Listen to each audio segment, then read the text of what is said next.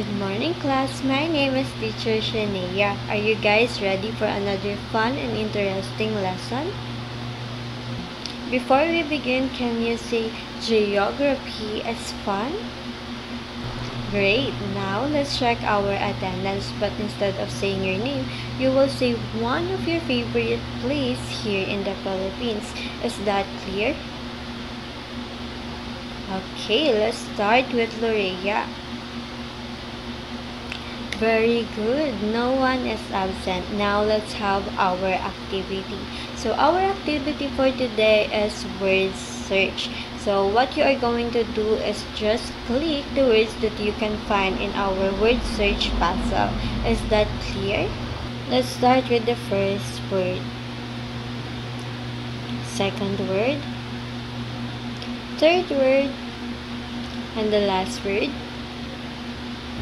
Good job! The word in our word search puzzle are Philippines, archipelago, landforms, and waterforms. Now, can you give a simple definition of each word? That's right. Let's give them McDo clap. 1, 2, 3. 1, 2, 3. McDo. Now, fasten your seatbelt as we dig into the geographical feature of the Philippines, including its landform and waterform. Philippines is an island country of Southeast Asia in the Western Pacific Ocean. Ito ay binubuo ng 7,107 islands. Tatlong ito, Luzon ang pinakamalaki dahil ito ay may 47% total land area. Habang sinusundan naman ito ng Mindanao na mayroong 34% land area. Habang ang Visayas naman ay binubuo ng 19% land.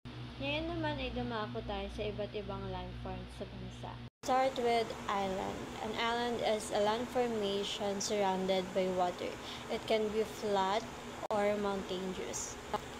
Philippines is example of archipelago dahil nga, gaya ng sabi ko kanina, ito ay binubuo ng 7,107 na islands. Plain is a wide stretch flat land. Next is talampas or plateau. Ito ay ang patag na lupa na matatagpuan sa tuktok ng bundok. Lamig ang klima dito, yung kabuhayan ng mga tao dito is nagpapasto sila ng mga hayop, nagtatanim. Next is bulubundukin or mountain ranges. It is a group of mountain connected together. Next is volcan or volcano. It is a vent on the outer crust of the earth. Ito ay maliit kumpara sa mga bundok. Karaniwang hugis nito ay pabilog at maaari rin itong pangkat-pangkat gaya ng chocolate hills. Ngayon naman ay dumako na tayo sa mga anyong tubig na matatagpuan sa Pilipinas. Una na dito ang lake or lawa. Ito ay isang malaking bahagi ng tubig na napapaligiran ng lupa. This is gulf or gulf, a large area of ocean that is partly surrounded by land. The example of this is the Davao Gulf.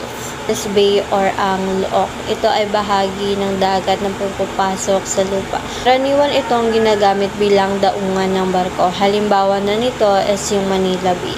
Next is channel, a wide body of water found between islands. Halimbawa na nito yung San Juanico Strait na naghihiwalay sa summer at late. Next is waterfalls, from the word itself, water that falls from a high place, usually from a river or a mountain.